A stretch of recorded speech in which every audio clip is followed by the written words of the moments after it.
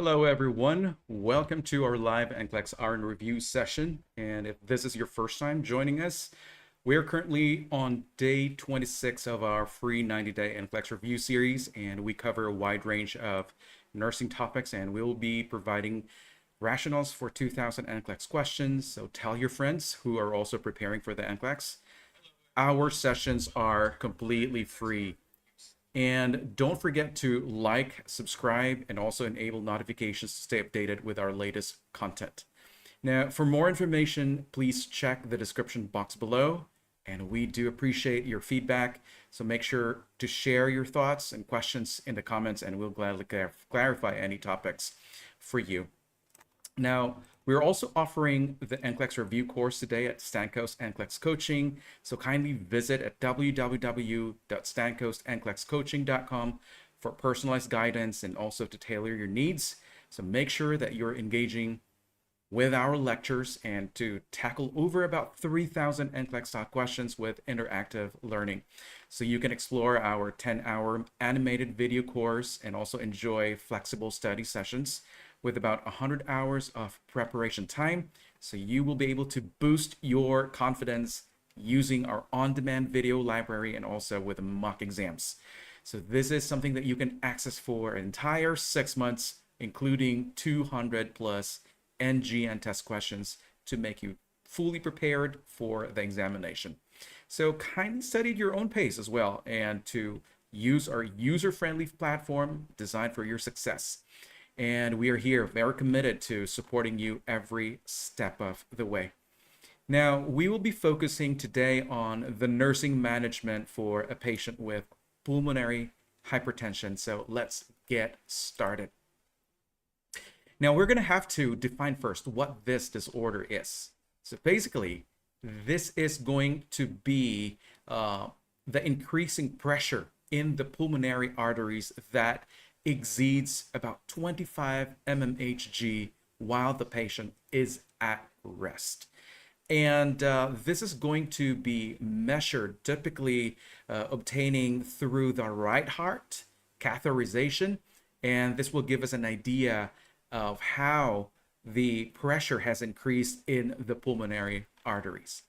Now, talking about the different causes of the pulmonary hypertensions, there are a variety of mechanisms that can lead to this issue, and we're going to categorize them into several sections. So let's start with what we call as the passive type of cause. And this is also going to elevate the resistance in the pulmonary venous system. And recalling here the anatomy of the lungs and also the heart, including the great vessels.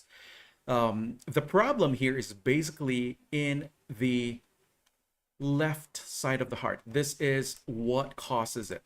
Okay, so for example, with the left-sided heart failure, which is basically right in this chamber in the left side of the heart, and if there's also a problem with the mitral valve, let's say for example there is narrowing or mitral stenosis, or let's say a heart tumor that is found in the atrial septum. This can restrict the flow of the blood in the left chambers.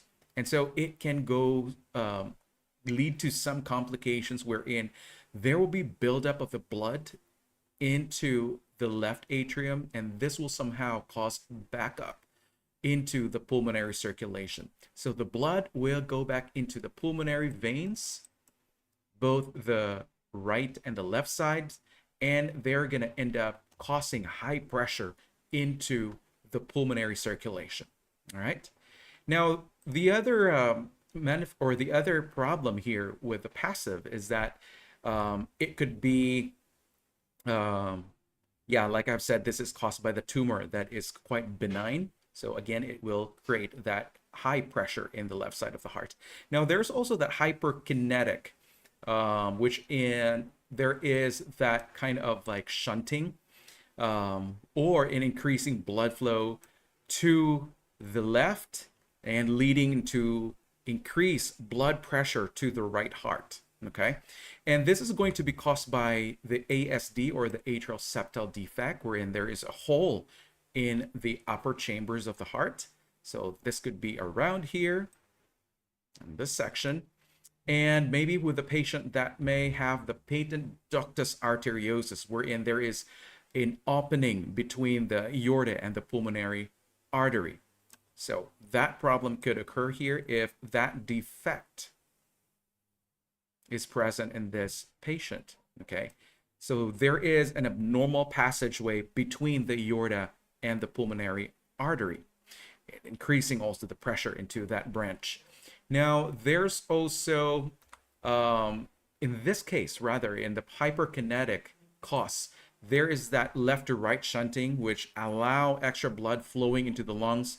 And again, it will lead to an increasing blood volume and also increasing the pressure in the pulmonary arteries. Now, the next cause here is all about obstructive, and this is going to be caused by the blockages. Let's say, for example, a case of pulmonary embolism that could be recurrent for those who have chronic type of pulmonary embolisms. This can lead to the narrowing of the arteries that will also prevent the blood flow. And again, it will lead to an increasing pressure upstream in the pulmonary arteries. So basically here, the problem is going to be in the pulmonary circulation. It's either to the right or to the left pulmonary circulation. And this is really going to cause a whole lot of issues, especially with breathing and also to the right side of the heart. All right, for those who just joined us, welcome back to our class. Sonia is in the room. I hope the others would also start chatting. And if you have any questions, please go right ahead, and so we can answer those in a minute. Now, another is that there is probably pulmonary stenosis, which is basically going to happen in the pulmonary valve. And this is also going to block or prevent the normal blood flow. And again, it will also cause an increase in the pressure inside the pulmonary circulation. Okay. Now, another is the pulmonary vascular obliteration. And this is caused by the damage of the pulmonary blood vessels. And this is commonly caused by, let's say, collagen disorders, maybe the what we call this sarcoidosis, and also those type of collagen problems that actually gonna lead to the same issue, wherein there is a buildup of the pressure. Okay, now moving into, actually I'm talking about the scleroderma, so not sarcoidosis but scleroderma.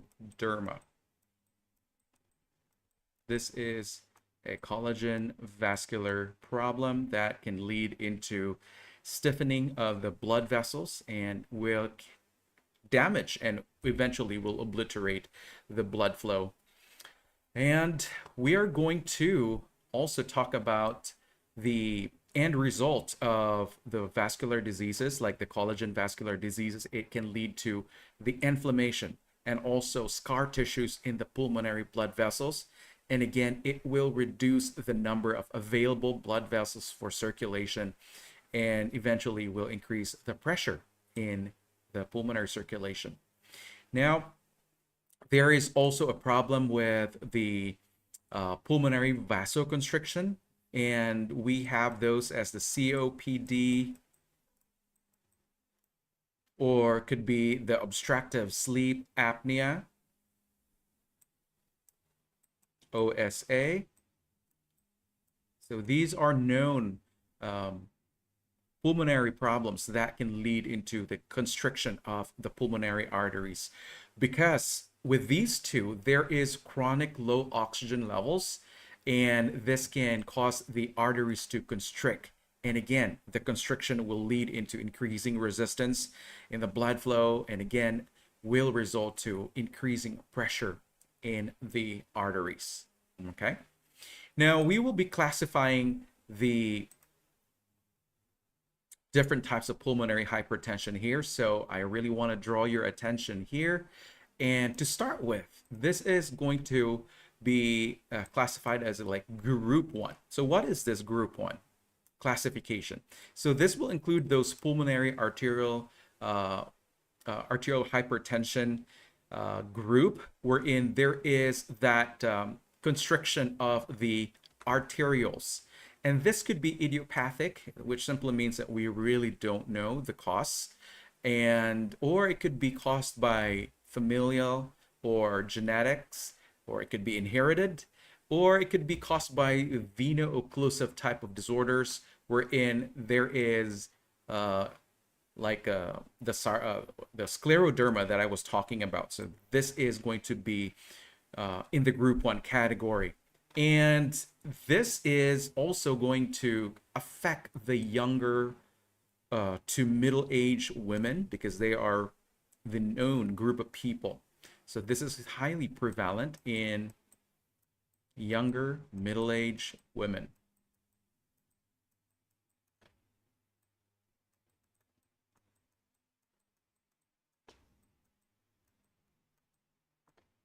And most of the time, they do have a poor prognosis.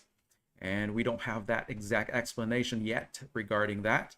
But again, with the PEH, this is prevalent in the younger middle-aged women.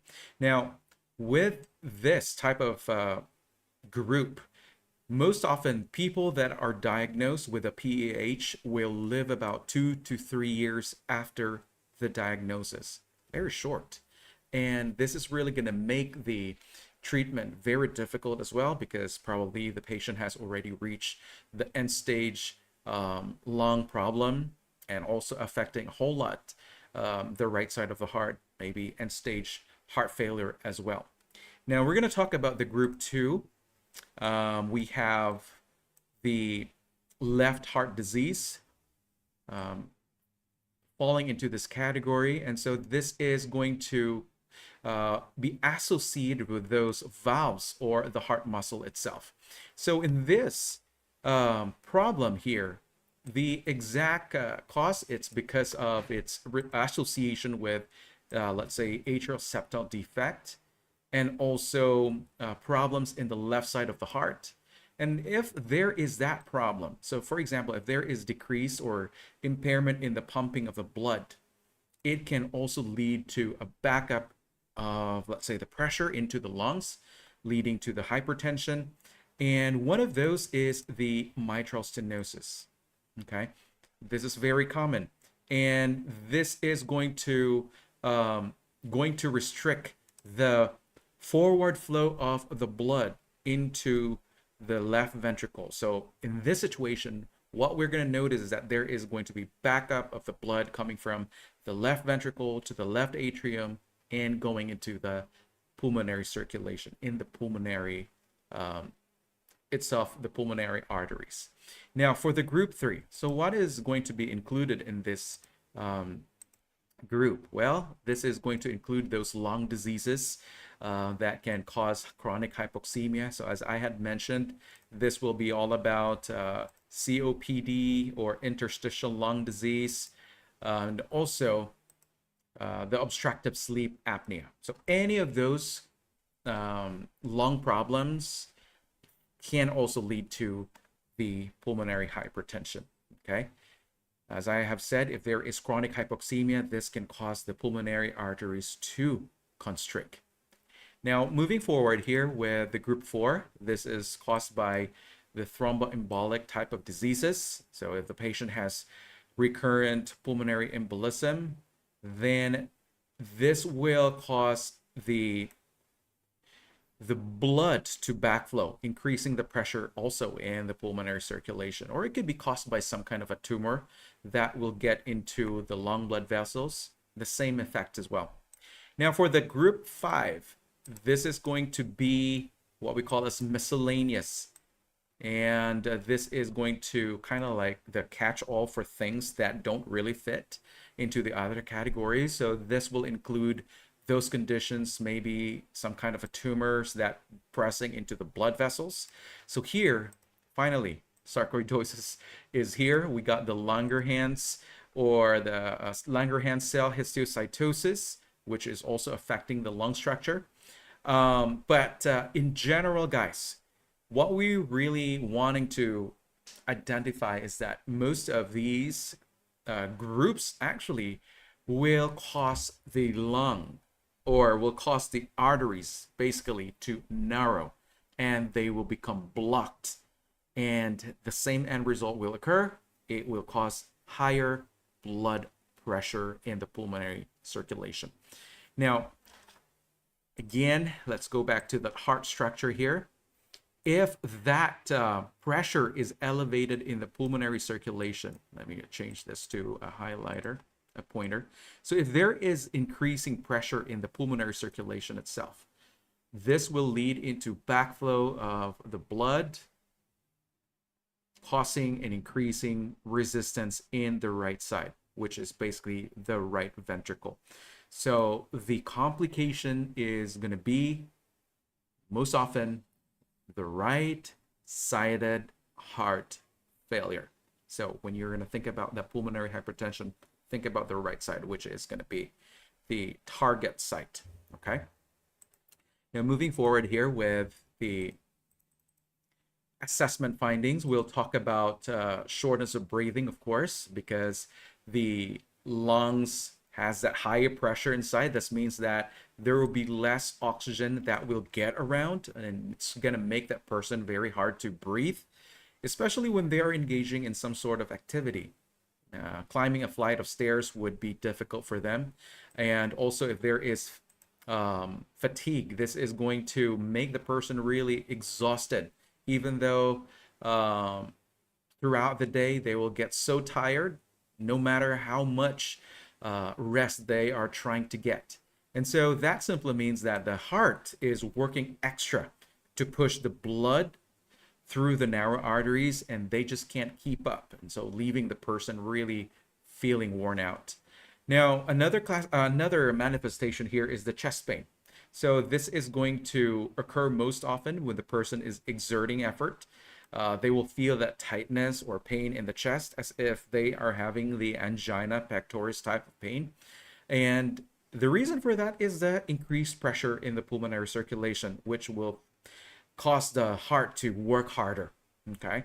Now, also including here is the fainting or the syncopal or syncope. This is going to happen in the severe case of pulmonary hypertension, wherein the heart will not be able to pump effectively enough blood to the brain, and when they're exerting some more effort, well, the person will end up with that fainting episode. The lack of oxygen to the brain does that. Now, we're also gonna note that there will be some prominence in the second heart sound. So don't get confused here. We're referring to the P2, which is pretty much that second heart sound, right? The closure of the those valves, the aortic valve, the pulmonic valve. And so this is focusing more into the pulmonic valve closure. So this is going to be prominent when you're auscultating the patient's heart.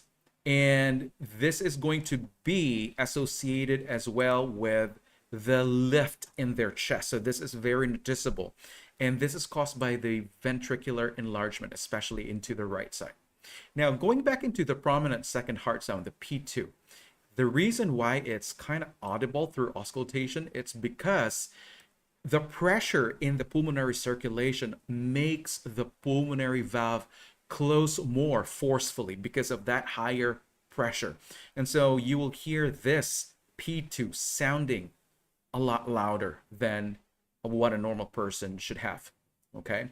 Now, with the chest lift, you will see that there is some kind of like a bounding movement. You will see the chest rising. And again, this is caused by the enlargement of the right side of the heart, which is caused by a progressive backing up of the blood from the pulmonary circulation into the right side of the heart. So it allows that dilation. The right side of the heart becomes bigger, and it will push against the patient's chest. That's why you will see that chest lift. Now, moving into the right ventricular failure, which is basically what I said earlier as one of the complications. And this can lead to other manifestations. So again, with the distension into the right side of the heart, it will also cause backflow of blood into the venous circulation. So what you can find here is, again, the positive JVD. Don't forget that. This is easily seen even though they are sitting upright in bed, or even if they are sitting on a chair. So the jugular vein is distended, all right? In the normal person, we don't see the JVD bulging, but here, even if they are standing or if they are sitting upright, then you can see that engorged. Now, we'll talk about the different diagnostic tests to assist the medical provider in establishing the diagnosis for pulmonary hypertension. So one of those is the electrocardiogram, the 12-lead EKG. And this will show us some right ventricular enlargement. And also, there will be right axis deviation. Okay, so this is the result of the pulmonary hypertension. And there will also be right atrial abnormalities. So let's go back real quick into the EKG. This is not going to be an in-depth discussion about the EKG. I'll just show you a little bit of what is supposed to be seen in the normal EKG in comparison to that person that may be developing the right axis deviation caused by the pulmonary hypertension. So when we are looking into the EKG in lead 1, okay, what we normally see is that the QRS complex will have that positive deflection, meaning when you're looking into here, let me expand or zoom in this picture right here. So in the normal EKG, you will see that QRS complex. So there is that upper movement or upper deflection. So you will see it spiking. The Q, and then the R, which has that point, and then it goes back to a negative deflection here. That's the S, okay? So in the normal EKG, you will see that, okay? There is that what we call as positive deflection of the QRS. However, when we are seeing the lead 1 in a patient with PAA or the pulmonary hypertension, the QRS complex will be negative. So I'll show you that as well. So the lead 1 here, look into the negative deflection, okay? So instead that it will spike upwards, the R will actually go down, okay? So that's the difference right there. And when you're looking into the lead 2 on the normal EKG, the QRS complex will be positive looking. However, if you're looking into the right axis deviation, or known as the RAD, it might also appear kind of positive, but less positive. And it becomes isoelectric, and there is also slight negative deflection there. Now so looking into the lead 2 right there, that's the lead 2 in the normal EKG. Okay, that's positive. However, when you are seeing the lead 2 of the RAD, the right axis deviation, what you're seeing here, it's just slight positive deflection here, okay? Not a whole lot of difference, but it's less positive compared to a normal EKG. Now, moving forward to the lead 3, what are we seeing in lead 3? The QRS complex is positive, and same thing with the RAD. It's not that significant in lead 3. However, when we are looking into the AVR, which is basically this one, I'll show you real quick. So in the AVR lead, let's take a look. The normal deflection of the rhythm, basically it goes down. It has that negative deflection. However, for the AVR in the RAD patient, it will have that positive deflection, okay? So these are the major differences looking into the different leads in a normal EKG and the RAD. All right, so let's move forward here with the next diagnostic test, the echocardiogram. So what is this testing? Well, We have talked about this in the previous topics as well. With this testing, it will reveal enlargement of the pulmonary artery. It will appear dilated, and the right atrium and the ventricle will be enlarged, and they are going to be hypertrophic. It's because of the increasing pressure in the pulmonary artery. So again, the right side of the heart will be enlarged and hypertrophic, and there will also some septal movement. This simply means that there is now an abnormal motion of the interventricular septum, and this is caused by the increasing right ventricular volume. Okay, so the echocardiogram will be able to capture that there is abnormal motion of the blood inside the right side of the heart.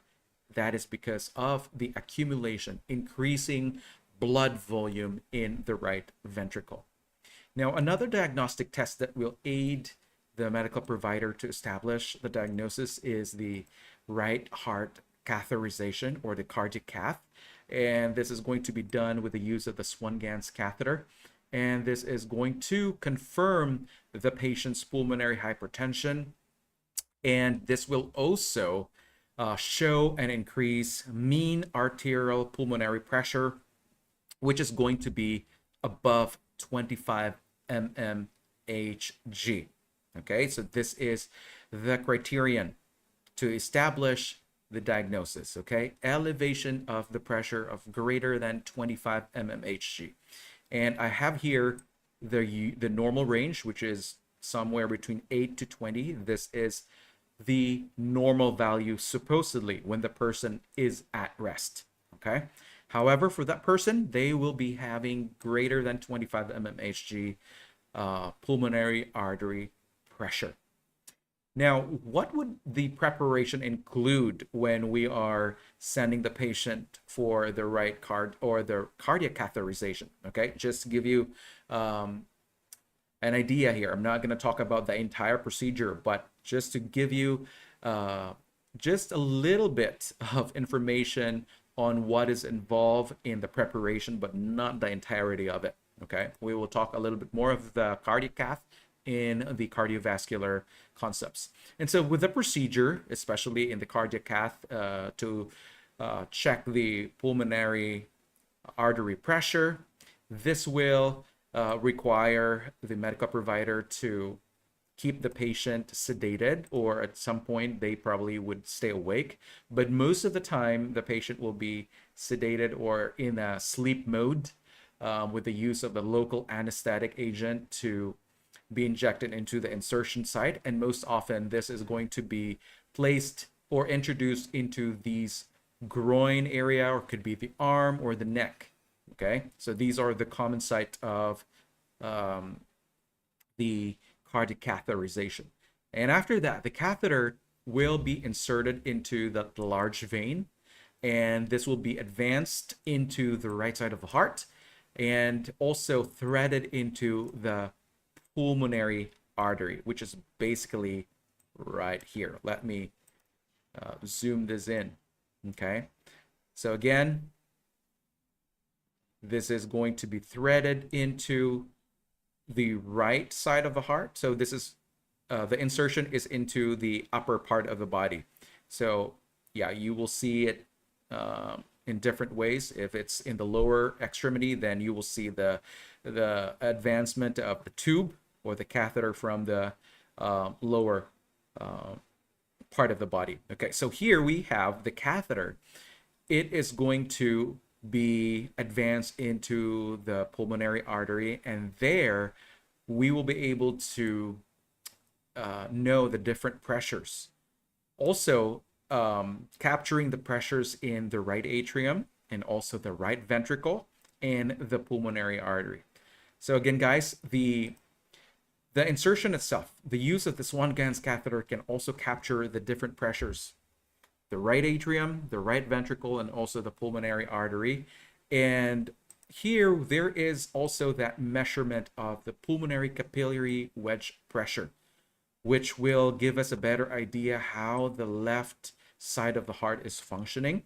Okay, and this will also differentiate between the pre-capillary and also the post-capillary pulmonary hypertension. All right. Welcome to the class, Flores and Marta.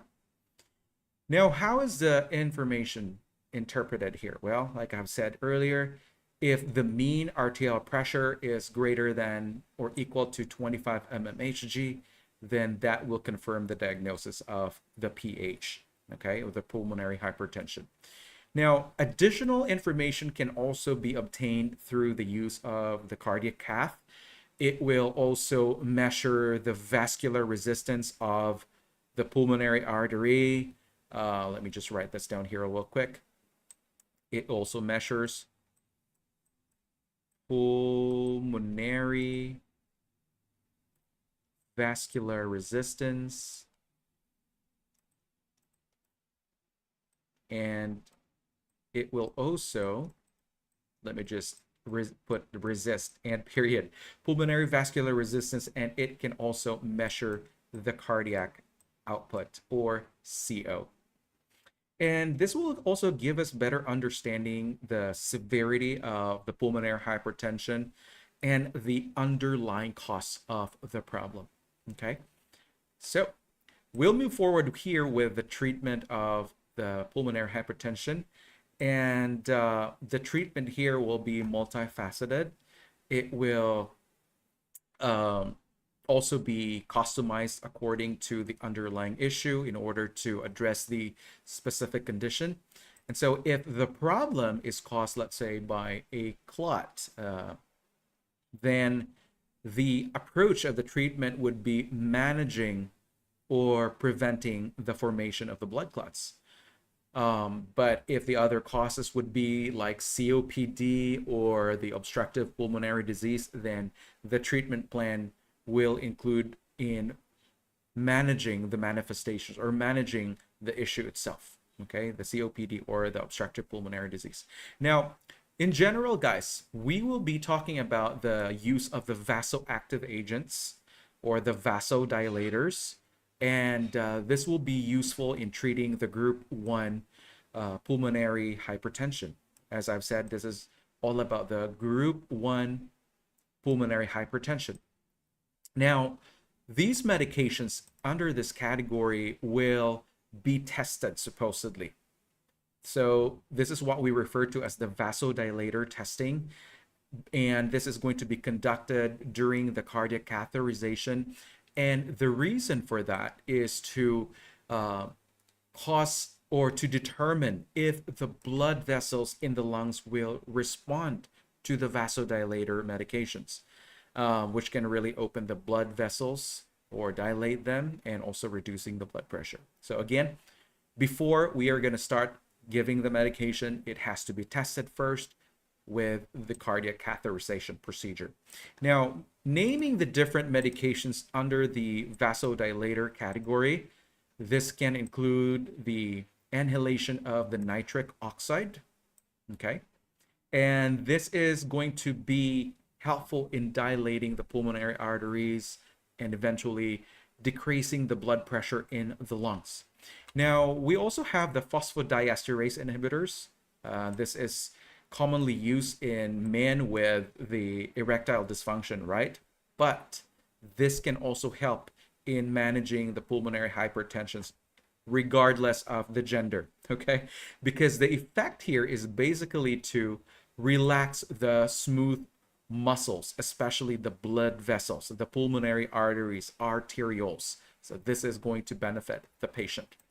Now, the other classification here would be the calcium channel blockers. Just the word itself, channel blockers, it will prevent the entry of the calcium ions into the cells, which will cause a reduction in the contraction of the smooth muscles in the arteries. So the end result here will be relaxation of the smooth muscles and a drop of the blood pressure. I'm talking about normalization in the blood pressure. So it will cause the relaxation of the pulmonary arteries as well, okay?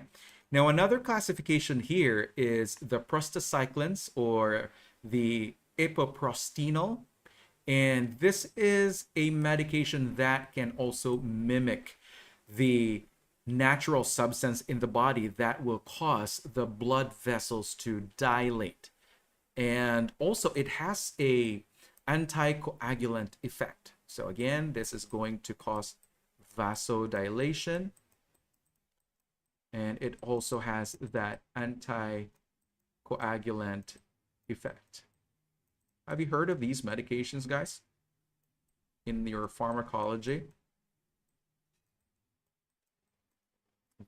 All right, so that's the prostacyclins. It will cause increasing lumen size in the arteries and also has that anticoagulant effect. Now, talking about the next classification here, such as the endothelin receptor antagonist, represented by the bosentan. And I believe I discussed this already in the core pulmonale topic. I believe so, yeah. And this is a medication that can also block the action of endothelin. Blocks endothelin. So we are basically talking about the layer of the blood vessel, especially the inner lining. And so the medication is effective in inhibiting the endothelin that can cause the constriction of the arteries and the other blood vessels. So it will prevent its action. Okay, I'm talking about the endothelin will be prevented to cause that vasoconstrictive effect. So again, it has that vasodilation, okay, effect. All right. Now talking about supportive therapy. So this will include the administration of the oxygen, the diuretics as well. It's because with the pulmonary hypertension, it can lead to the right-sided heart failure. And take note, guys, when this happens, there will be what? Retention of fluids in the venous circulation. Okay, retention of fluids. There will be edema or anasarca. And over time, it can also lead to the portal hypertension, affecting the circulation in the liver and the nearby organs. And this can also lead to ascites, okay? And so we really don't want these extra fluids in those spaces. So we will be getting rid of those by giving them the diuretics to effectively remove those extra fluids, okay? Now, we are also going to expect the administration of the inotropic agents, such as the digoxin, and this is going to cause positive inotropic effect. So what does that mean? If it's going to cause a positive inotropic effect, it will cause increased muscle contraction of the right ventricle. It will strengthen the force of the contraction in order to facilitate the forward flow of the blood, okay? So it will counteract the effect of the pulmonary hypertension. So now the right side will be able to fully pump the blood into pulmonary circulation for oxygenation, okay? Now, there's also a possibility that our patient might need some lung transplantation, and this is going to be needed for those qualified patients because of definitely there's going to be a significant wait time for the patient to get the exact donor, okay? So in severe cases, lung transplantation will be needed. All right. Now we'll talk about the different complications of the pulmonary hypertension here. And on top of the list is the right-sided heart failure. And again, this is caused by the increasing pressure in the pulmonary artery, which will make the right ventricle to work a lot harder in order to pump the blood against that resistance, okay? So again, this is going to cause the right side of the heart to work harder, okay? there is some kind of like exhaustion into the right side of the heart, especially the right ventricle. Okay. Now, the other complication here will be arrhythmias, and this is going to cause disturbances in the electrical signals that will control the heartbeat. And this can be life-threatening as well if we are not managing this condition. Okay. Remember that our Purkinje fibers in the electrical conduction system, they're actually, remember how the electrical system of the heart, starting with the SA node here, and then it will fire those signals into the AV node, right? And then it will branch into the right. Let me erase this real quick. So remember about the electrical conduction system, and from the AV node, it will branch off into the bundle of His, the right and the left. Okay, and then we have the Purkinje fibers into the periphery, especially in the ventricles. So if the right side of the heart is impaired, okay, yeah, the electrical system will also be disturbed because of the weakening of that muscle there. Okay, and so again, this can lead to some life-threatening dysrhythmias if we are not paying attention to that one. Now, another complication that we will encounter is possibly the developments of more clotting, and this is going to occur most often in the deep veins. We call them the DVT, deep venous thrombosis, and this will be recurring if the patient's condition is not managed well. And another complication that we know of is fluid retention. And that is because the weakening of the right side of the heart with that, the right-sided heart failure, this will now get more dilated. Okay, let me erase this area. So the right side of the heart will become bigger. This will be bigger. And what's going to happen is that this will now allow pooling of excess blood in the right ventricle, and again will lead into backflow of the heart, of the blood in the right side of the heart, and will eventually fill up the venous system, the vena cava. Okay, so both upper and lower extremities will be somewhat congested because of the increasing venous congestion. Okay, so what we do expect, again, there is going to be edema. So you will probably see the patient having sacral edema, pitting edema to the ankles or the feet, the legs, and also you're going to see the JVD here in the upper extremity. Okay, not extremity, but the upper or the neck area, positive JVD. Don't forget that, guys. We're talking about the right-sided heart failure. Now, talking about the poor exchange of gases, this can lead to hypoxemia and eventually cyanosis, which is not a good sign. That is a problem in the circulation, right? So again, your focus will be in the ABCs: airway, breathing, and circulation. So if there is that hypoxemia and change in the color of the skin, maybe the patient now will have the mottling, the bluish, purplish discoloration into the lower extremities, circumoral cyanosis. Yeah, that simply means that the patient is not getting oxygen. And that is an ominous sign. The patient could probably go into a respiratory failure. All right.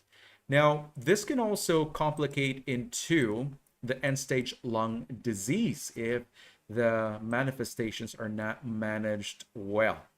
All right. Now, what are we going to do here next? We will be talking about the nursing actions to this patient with a pulmonary hypertension. So our care will basically going to be so many, a variety. There's going to be a wide range of assessments that we need to do. So we're going to check on the patient's vital signs, especially the blood pressure. And we're also going to be checking the patient for any signs of shortness of breath, some chest pain, fatigue, And the reason for the fatigue is basically from the low O2.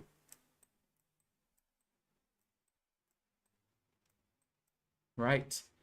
If the person is in a sleep mode, let's say, for example, they have sleep apnea or COPD, over time, this can really compromise their oxygenation. Even though the patient is sleeping at nighttime or during the daytime, no matter how much sleep that they are getting, they will always feel that they are tired, exhausted, and that is because of the low oxygenation. They're going to end up with fainting or syncopal episode if the pulmonary hypertension is so severe. It's going to cause insufficient oxygenation to the brain. They're going to end up with this syncopal episode. The patient will fall. Maybe recurrent falls will be one of those medical histories that you might be getting from this patient. And also signs of right-sided heart failure. There will be positive JVD and the peripheral edema. Okay. Now, also, you're going to have to assess the patient for any signs of right ventricular hypertrophy. And again, this is much more of progressive. Now it is affecting the portal hypertension. And like I've said, it will lead into ascites, which is basically the accumulation of fluid into the peritoneal space caused by the portal hypertension. There will be enlargement of the liver, hepatomegaly, and also cyanosis. Because of the increasing size of the abdomen, it will prevent somewhat the expansion of the diaphragm and also the lungs. And so the patient will be having a hard time to breathe. Okay? It's because of the ascites causing, or it's actually occupying a huge portion of the abdomen. Now, we're also going to be assessing about the abnormal heart sound, which is that distinct, loud P2. And this is caused by that higher pressure in the pulmonary artery, which will force that rapid closure of the pulmonic valve. So that is why there is that loud P2, okay? When you're auscultating your patient. Loud P2 is caused by that high pressure in the pulmonary artery. Now, guys, let's talk about the nursing actions here, which will include mostly about pharmacological management. And this is really one of the the mainstay in the treatment of pulmonary hypertension. And like I've said earlier, those medications can include the vasodilators, the vasoactive agents, let's say the sildenafil, the phosphodiesterase, and also the endothelin receptor antagonist, which is the bosentan, the epoprostinol, or the prostacyclins. What a tongue twister. And we also have the calcium channel blockers, which will cause relaxation of the pulmonary smooth muscles. Again, they do have similarities in its therapeutic effect. It will eventually cause vasodilation in the pulmonary arteries and arterioles. And they do have different mechanisms, but they do have similar effect. Now, guys, since these are vasodilators, remember about the effect in the blood pressure. So definitely you need to keep an eye into the patient's blood pressure. And this is one of the major teachings or patient education that you should provide to your patient, to teach them about the side effects of these drugs. Okay, so there will be a drop in the blood pressure. And most often with the elderly population, they're going to end up with orthostatic hypotension. Orthostatic hypotension. And may I ask you, do you remember how to exactly measure the patient's vital signs to check for orthostatic hypotension? Do you still remember the fundamentals? Okay, so let me just include this. So when you're checking the patients for the orthostatic hypotension, this is key, guys. You really need to understand the basics here. When you do this type of measurement, when the patient is in a supine position, okay, what you're going to do here is to get a baseline information about the blood pressure and also the heart rate while the patient is in a resting state. Okay, so this is going to be done as the first part of the testing. Now, when the patient is going to be assisted to sit upright, okay, so you are going to do the blood pressure measurement and also the heart rate 5 minutes after you assisted them into a sitting position. Again, the measurement should be done 5 minutes after you assisted the patient in a sitting position.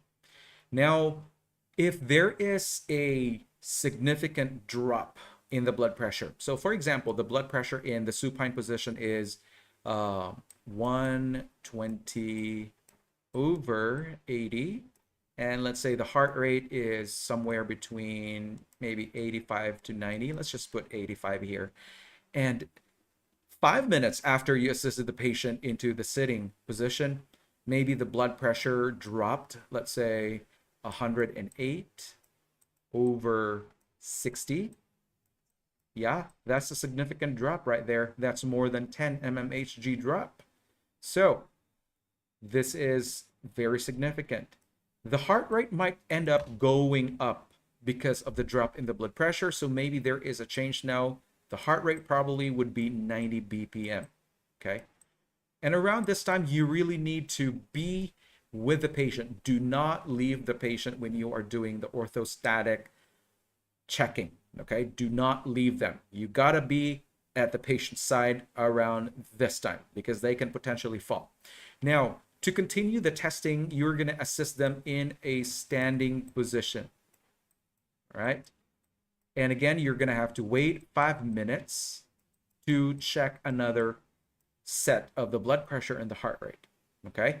So around this time, probably you're going to periodically ask the patient, are you doing okay? Do you feel lightheaded? Do you feel like you're going to fall?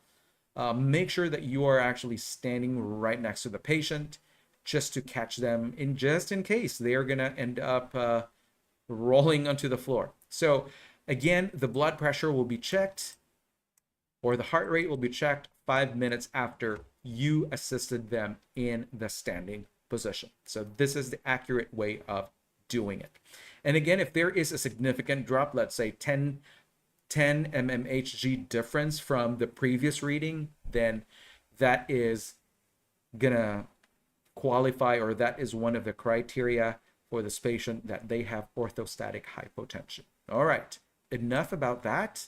We will move forward with the treatment using the anticoagulants. Why is it that we are going to talk about the anticoagulants? Well, like I've said earlier, in one of those groups that is causing the pulmonary hypertension, remember about the pulmonary embolism? Yeah.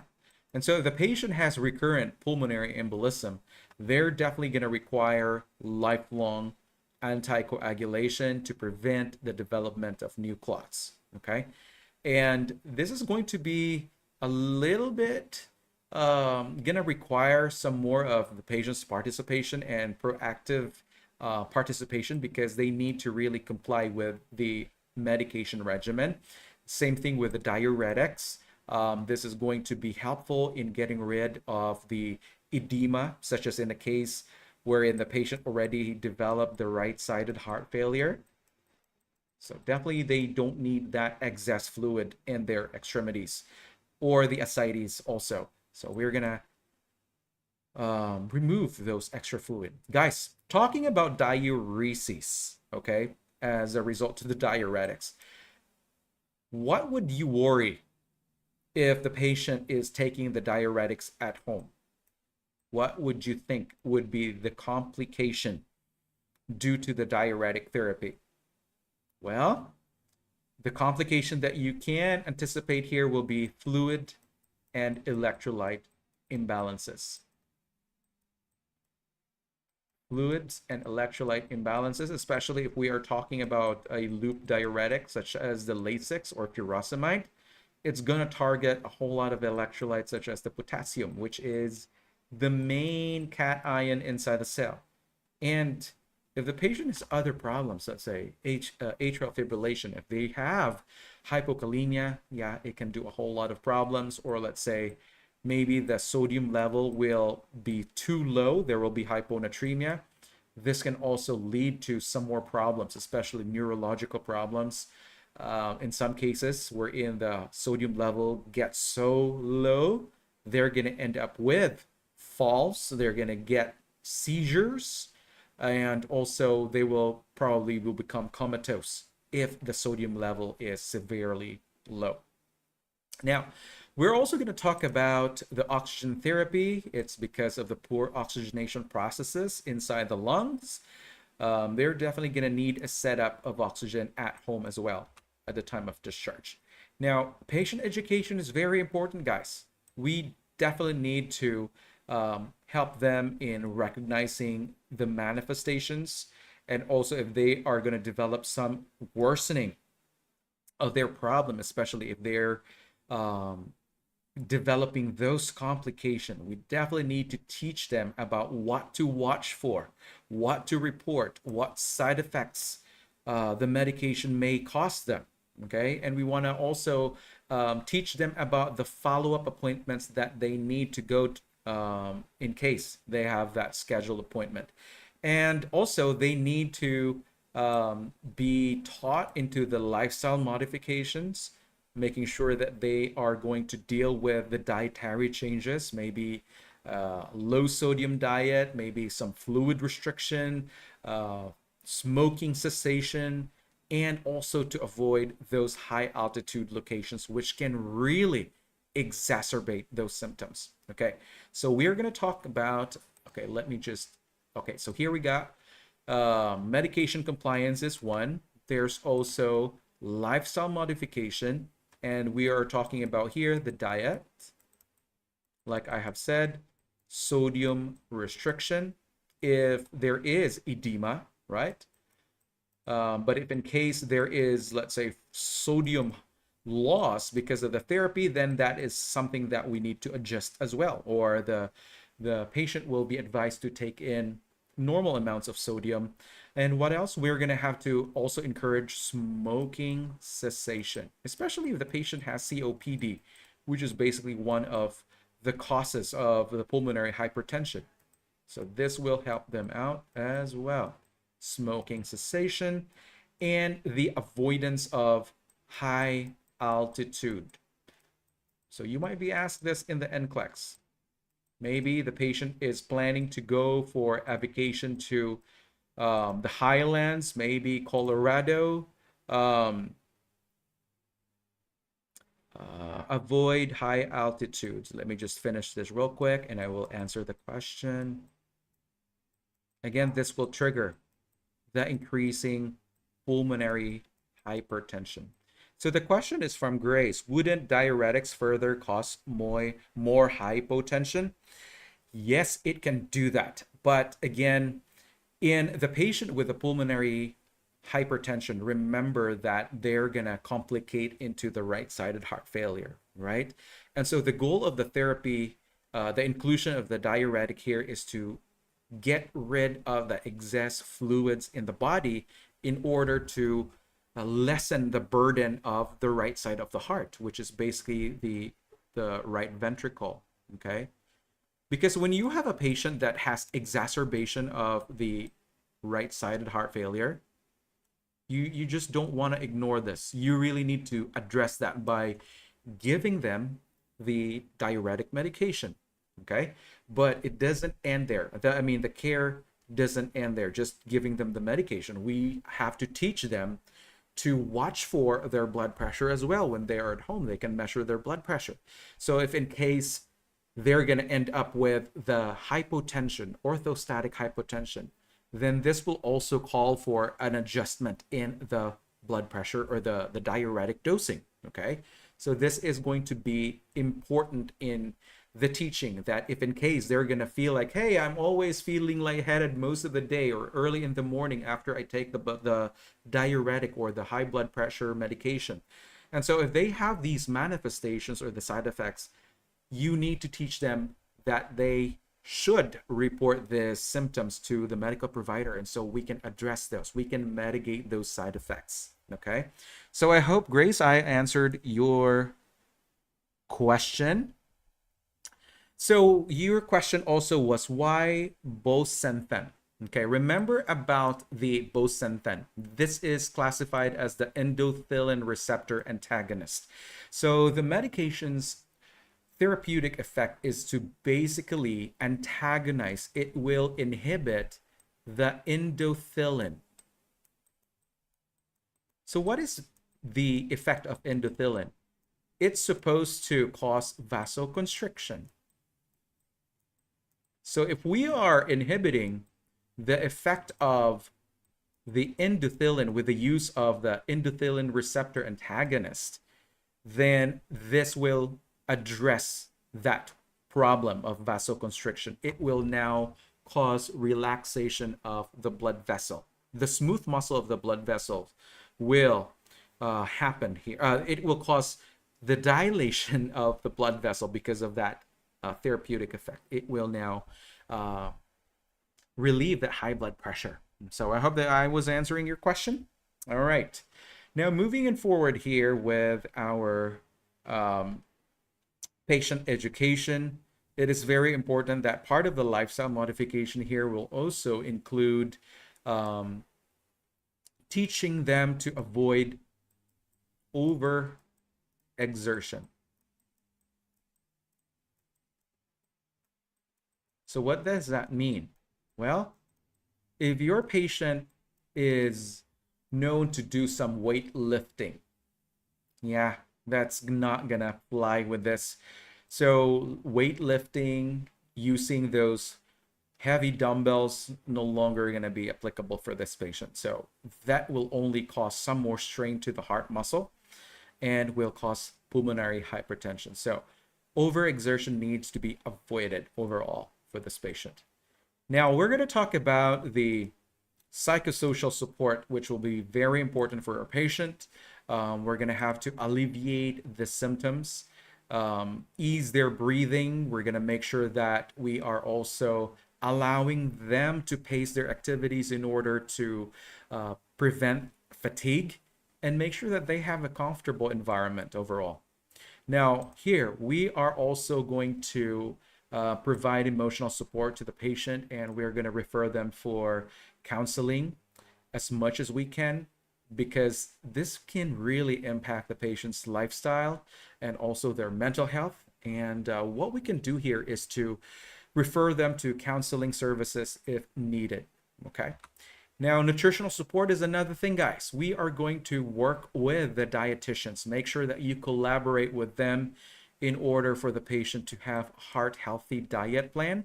So, for example, if they might have a tendency to take in a whole lot of salty foods or high sodium diet, then this will need to be regulated as well. And of course, the patient will be needing some sort of like periodic testing in their comprehensive metabolic panel, the electrolytes. And if the patient will really complain of a whole lot of issues, lightheadedness, confusion, if they're going to report these manifestations to the doctor, then the medical provider will actually would like to investigate further. Is the confusion caused by the electrolyte imbalance? Maybe it's caused by the hyponatremia. Yeah, because hyponatremia can do that. It can cause disorientation and confusion. And so the patient will end up here with, let's say, periodic electrolyte testing in order to determine if their sodium level is in the safe range, or for example, maybe the diuretic is causing issues with the potassium level. Maybe the patient is always hypokalemic. Then we are going to really let the patient know about the possible side effects and make sure that they report these side effects so we can treat them timely. All right.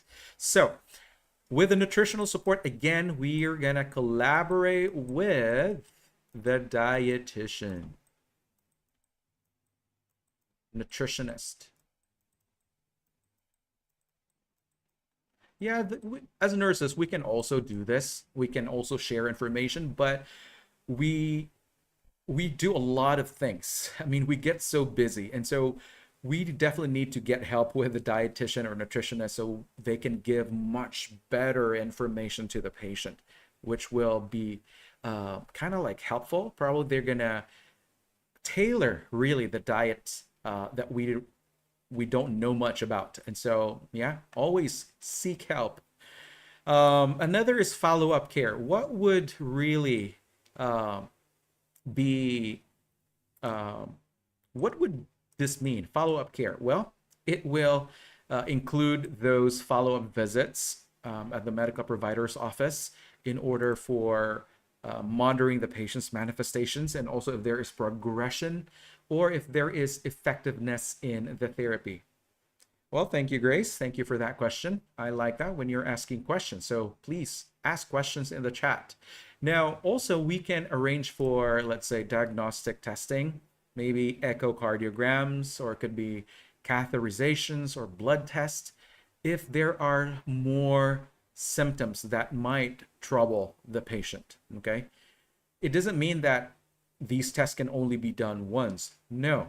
If there's any more manifestations or any more complications to arise, then definitely this will cause the medical provider to obtain this diagnostic test, or to order these diagnostic tests rather.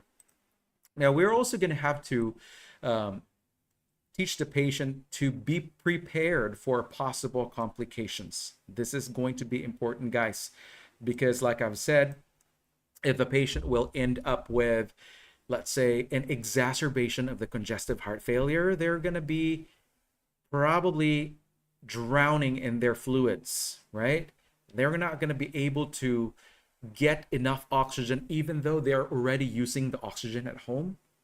And because of the overwhelming amount of blood or fluid in the venous system, it can overwhelm the right side of the heart. It will not be able to pump effectively. The patient will be running out of air or the oxygen, and this is life-threatening. They really need to know how to contact the EMS or the emergency services so they can be sent to the nearest emergency department. Okay, so make sure that they are taught what manifestations that they need to watch for and what they should do in case they're going to develop these symptoms. All right, so that's part of the care. Now, we are actually emphasizing that decompensated heart failure, which is basically the worsening of the heart failure, especially the right side. If in case there is a recurrence of pulmonary embolism, then definitely they need to get immediate help right away in order to prevent some more complications. Severe hypoxemia need to be avoided as well and need to be treated. And that's why our education needs to be thorough. And guys, I have to tell you ahead of time that education is not isolated during the discharge. We have to keep educating our patient even during the admission phase, even though they're not quite ready yet. But as long as we are giving them the education in a consistent manner, if we are constantly reminding them about the importance of being compliant with the therapy, that eventually will stick into their mindset. Okay, so again, education is going to be spread out all throughout the time of their hospitalization.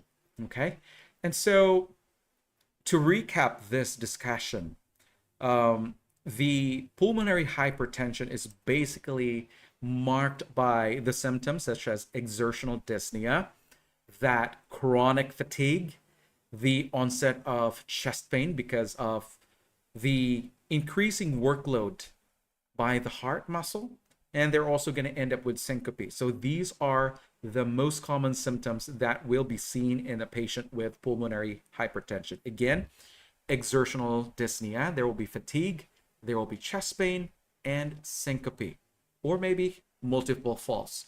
Now, talking about the diagnosis, this will include the X-ray, the echocardiograms, which will give us a better idea how those valves are working, and also to identify what causes the problem or the abnormalities in the heart valves itself. We're also gonna recall that the patient will get the benefit, especially with the right heart catheterization, in order to test those vasodilators and also to determine that pressure. Remember that pressure in the pulmonary arteries. If it exceeds 25 mmHg, then that will establish the diagnosis, right? And regarding the nursing actions, our care is geared towards assessing baseline functions, the vital signs. We also need to monitor that, especially if the patient is admitted to the hospital. We're going to have to administer them the vasodilators, like I've said, those endothelin inhibitors, the calcium channel blockers, the prostacyclins, and also the let me go back to that medication. I got sidetracked. Sorry. So the medications, again, we have the phosphodiesterase. That's the medication that I was trying to recall. The sildenafil. Yeah, those are the important medications that you need to recall for the pulmonary hypertension.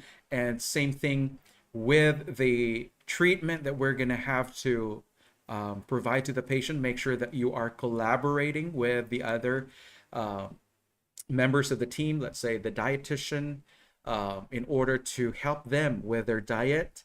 And the lifestyle modification is very important. The diet itself, the amount of exercise that they're going to need, and to avoid overexertion. And make sure that our patient is also adhering to the medication therapy in order that they are going to prevent the possible complications when they are at home. Okay? Now, that's it for today, and I hope that you are learning so much from this lecture. And tomorrow, what we'll be doing is to go through some more NCLEX question exercises, focusing into the respiratory concepts. So make sure that you join us the same time at 9 p.m. Eastern time. And again, I thank you for your participation. I encourage you to share this video, like, and also subscribe if you haven't yet. And make sure that you are going to share this to your friends who are preparing for the exam.